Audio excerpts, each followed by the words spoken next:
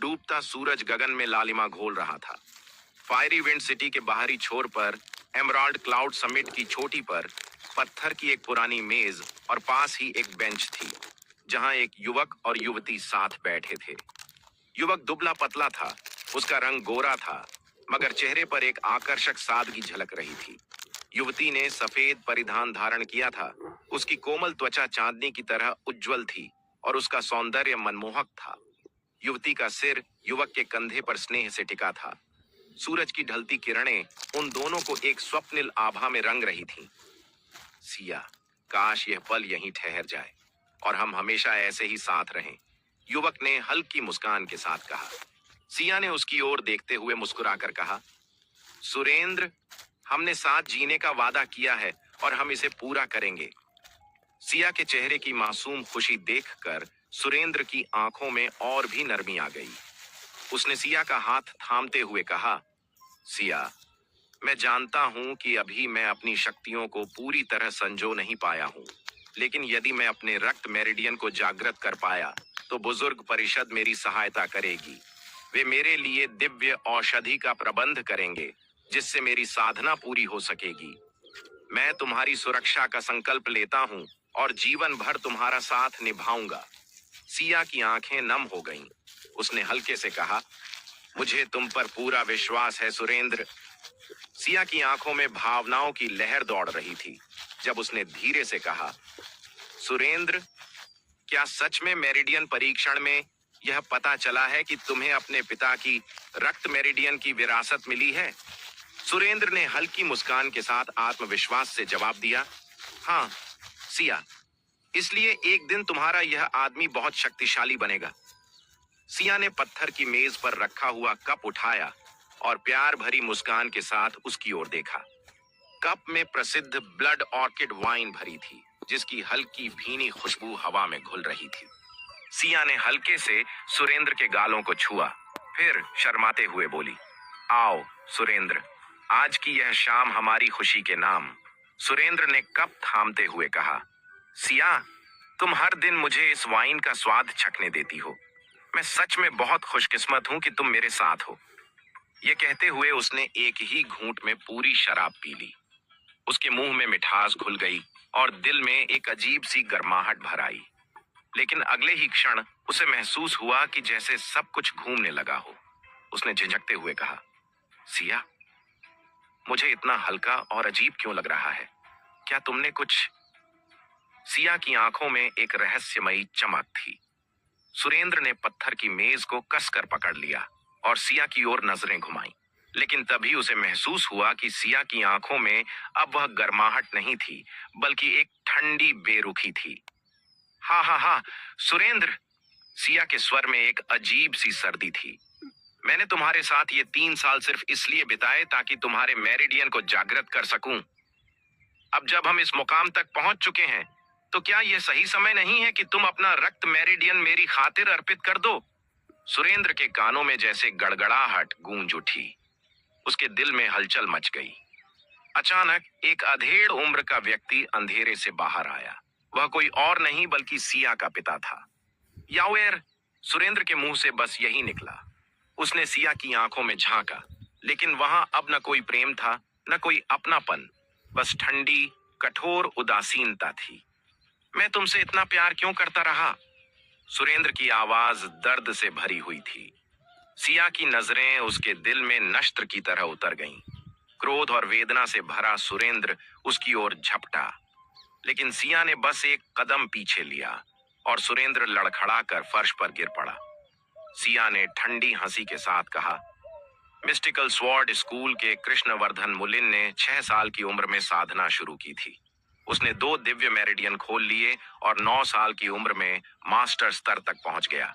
आज वह 16 साल का है और स्कूल की सबसे बड़ी प्रतिभाओं में से एक माना जाता है। और तुम, उसके शब्द चाबुक की तरह सुरेंद्र की आत्मा पर पड़ रहे थे, तुम सिर्फ एक अवरुद्ध मेरिडियन वाले कमजोर इंसान हो। भले ही तुम अपने रक्त मेरिडियन को जागृत कर लो, तुम हमेशा कमजोर ही रहोगे। तुम कृष्णवर्धन मुलिन की बराबरी कैसे कर सकते हो? सिया आगे बढ़ी और धीरे से कहा, सिर्फ वही मुझसे विवाह करने के योग्य है। अगर मुझे उससे शादी करनी है तो मुझे एक शक्तिशाली रक्त मेरिडियन की जरूरत होगी। चूंकि तुम मुझसे इतना प्यार करते हो, तो क्यों ना तुम मेरी मदद करो और अपना मेरिडियन मुझे दे दो। सुरेंद्र के चेहरे पर अविश्वास के साथ दर्द की लकीरें उभर आईं। सिया के होठों से ठंडा और बेरुखा स्वर निकला, धमाका। अचानक अधेड़ उम्र के व्यक्ति ने अपने हाथों में चमचमाता हुआ चाकू थामा और सुरेंद्र की पीठ पर पैर रखते हुए चीखा, सुरेंद्र, हमें तुम्हारा रक्त मेरिडियन चाहिए। आह! सुरेंद्र की रीढ़ में भयंकर दर्द की लहर दौड़ गई। उसकी चीख में असहायता और गहरी पीड़ा घुली हुई थी। उसके चारों ओर अंधेरा घना होता जा रहा था। उसकी धुंधली होती चेतना में बस एक ही सवाल गूंज रहा था, सिया, मैंने तो तुम्हें हमेशा अपने दिल का सबसे खास हिस्सा माना, फिर तुमने मेरे साथ ऐसा क्यों किया? सुरेंद्र ने कराहते हुए ये शब्द कहे और अचानक वह घबराकर बिस्तर से उठ बैठा। कमरे में अजीब सी खामोशी थी। बस उसके तेज तेज चलती सांसों की आवाज सुनाई दे रही थी। कुरकुराहट। कमरे की खामोशी को चीरती हुई आवाज आई। उसके चेहरे से पसीने की धार बह रही थी। उसने अपनी हथेलियों को देखा, जो अभी भी कांप रही थीं। क्या यह सिर्फ एक सपना था? नहीं, यह सपना नहीं हो सकता। यह तो सच था। 3 दिन पहले की कड़वी हकीकत। सुरेंद्र फायरी विंड सिटी के लू परिवार का उत्तराधिकारी था। उसके पिता लू परिवार के मुखिया थे, जबकि सिया उसी परिवार की प्रथम शाखा के बुजुर्ग की बेटी थी। दोनों एक ही परिवार की अलग अलग शाखाओं से थे। बचपन से एक दूसरे के साथ बड़े हुए थे। खेल कूद और हंसी मजाक से भरे उन सुनहरे दिनों में कभी किसी ने नहीं सोचा था कि हालात ऐसे भी होंगे। वे एक दूसरे के सबसे करीबी दोस्त थे और उन्होंने जीवन साथी बनने की कसमें भी खाई थीं। लेकिन कुछ सपने हकीकत में बदलते बदलते बिखर जाते हैं। सुरेंद्र ने कभी सपने में भी नहीं सोचा था कि सिया और परिवार की प्रथम शाखा के बुजुर्ग उसके खिलाफ इतनी बड़ी साजिश रच देंगे, सिर्फ उसके रक्त मेरिडियन के लिए। शक्ति, यही सब कुछ है। उसके मन में एक टीस उठी। अगर मैं वाकई ताकतवर होता, अगर मेरे पास बेजोड़ प्रतिभा होती, तो क्या वे मेरी हिम्मत भी कर सकते थे? उसकी मुट्ठियां गुस्से से भींच गईं। पूरा शरीर क्रोध से कांप रहा था और उसकी लाल आंखों में बदले की आग थी। कचरा। सिया के कहे शब्द उसके जन में हथौड़े की तरह बज रहे थे। 3 दिन पहले की उसकी ठंडी आवाज आज भी उसके कानों में गूंज रही थी। चीख! तभी अचानक दरवाजा खुला और एक नाजुक लेकिन तेजस्वी मध्यम आयु की महिला भीतर आई। उसकी आंखों में चिंता थी। मिंगर, उसने हल्के स्वर में कहा, क्या फिर कोई बुरा सपना देखा? ये कोई और नहीं बल्कि सुरेंद्र की मां सुमित्रा थी। 3 दिन पहले जब सभी ने उसे मरने के लिए छोड़ दिया था, सुमित्रा ही थी जो अपने बेटे की सलामती की चिंता में उसे खोजने निकली और बचा लाई। अगर वह समय पर न पहुंचती तो शायद। सुरेंद्र की नजर मां के चेहरे पर गई और उसके भीतर का ठंडा एहसास अचानक पिघल गया। मां, मैं ठीक हूं। बस एक सपना था, उसने जबरदस्ती मुस्कान के साथ कहा। सुमित्रा ने उसके पीले पड़े चेहरे को देखा और चिंता में बिस्तर के पास बैठ गई। उसने सुरेंद्र का माथा छुआ और एक उदास स्वर में बोली, 3 दिन हो गए हैं बेटे, तुम हर रात सिया का नाम लेकर बड़बड़ाते हो। आखिर हुआ क्या था? बताओ, क्या सिया ही तुम्हारी चोटों के पीछे है? सुरेंद्र की आंखें भर आईं, लेकिन उसने उन्हें पलक झपकते ही छुपा लिया। मां, आपने कुछ गलत सुना होगा, ये कोई बड़ी बात नहीं है, सुरेंद्र ने हल्की मुस्कान के साथ कहा, लेकिन उसकी आंखों में गहरी उदासी छुपी थी।